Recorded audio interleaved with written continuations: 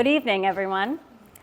I know most of you, but if I haven't had a chance to say hello, my name is Katie Gorsica. I'm the Executive Director of Danny's Place. Thank you for being here tonight, for joining a community that believes deeply in the power of young people.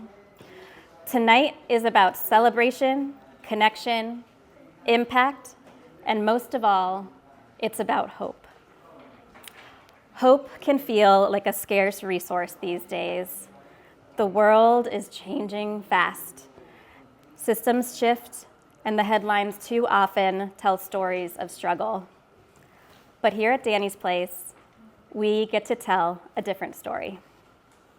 This evening, you'll see that story come to life. You'll meet young people who are imagining the future and actively shaping it. You'll hear their voices, their visions, and the results of their work in our U Project program. You'll experience firsthand the kind of magic that happens when youth are given the space to be seen, to be heard, and to be supported. Because that's what Danny's Place is, a lighthouse. In a world where so many are feeling untethered, we are a place to anchor. We are a third space, a steady presence outside of home and school where young people can just be. A place grounded in care and connection. What we do here is profound, even if it isn't flashy. We build trust, we listen, we create space. And from that, the extraordinary happens. Teens grow into leaders, community builders, and compassionate change makers. We see it every day. We see it in the everyday courage our youth who keep showing up, trying new things, and being real with one another. Specifically tonight, we see it in our youth ambassadors who have stories to share with you, and in our U Project participants who took a spark of an idea and turned it into something real and meaningful. A special shout out to our U Project sponsor, Fetch, who made this program possible this year. Go Fetch. Yes.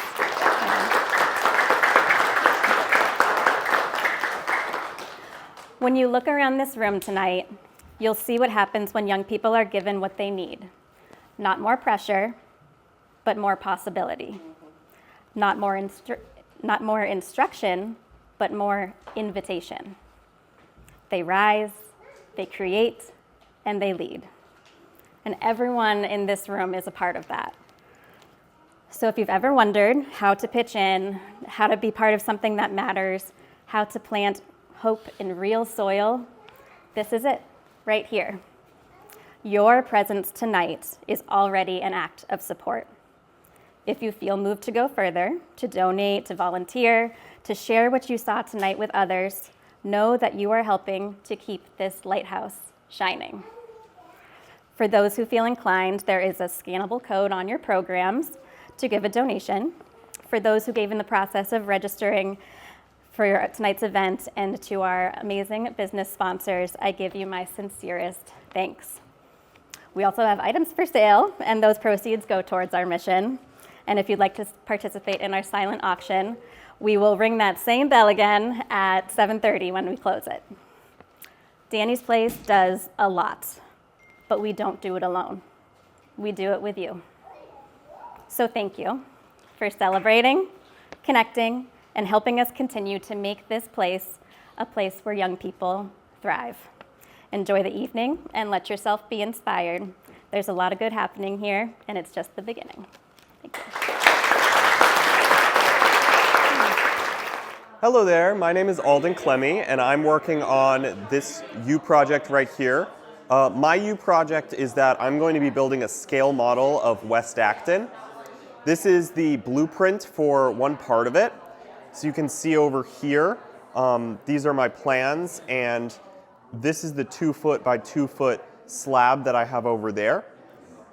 This over here, the church, I'm going to be modeling here, and I'll also custom make a lot of the different buildings out of cardstock. This is Mass Ave here, this is Arlington, and this is the little triangle where they intersect. The scale that I'm going to be working with is 1 to 160. And they have lots of different stuff like that at that scale online.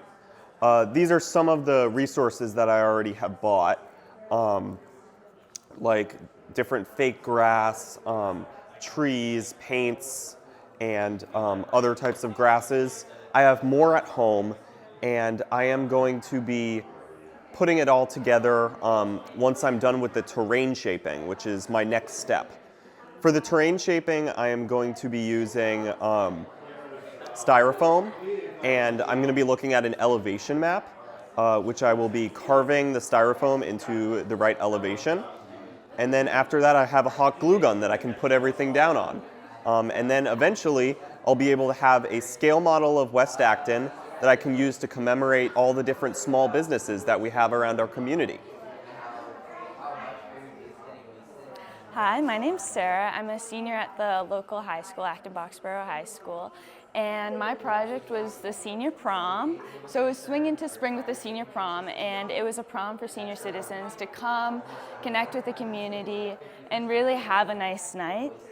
So I spent the first half of the year researching the benefits from an event like this. And one of the major needs for an event is that as you get older, there's less opportunities for community connection. And this event would provide that. And then there's also a little bit of a science aspect behind it. Just talking with people actually improves social cognition, and then getting up and dancing releases endorphins, and that stimulates the release of white blood cells. And that also boosts your immune system. So that was the first half of the year researching that. And then the second half of the year, from January to April, because this event took place April 8th, I actually put this event into action. And I was able to work with Danny's Place. They provided me a large grant, and I also received donations from a few other businesses, Roach Bros, Stop and Shop, Trader Joe's, and then Divine Floral Design, as well as the Thoreau Club. So I was able to raise a total of $1,000 for this event. And that went towards the boutonnieres and corsages, so everyone was able to receive a free boutonniere and corsage. Food, dessert, drinks, decorations, everything like that. And then I was also able to coordinate high school volunteers for a little jazz quintet to play, and I also made a playlist from senior suggestions on their favorite musics and songs to listen to and dance to.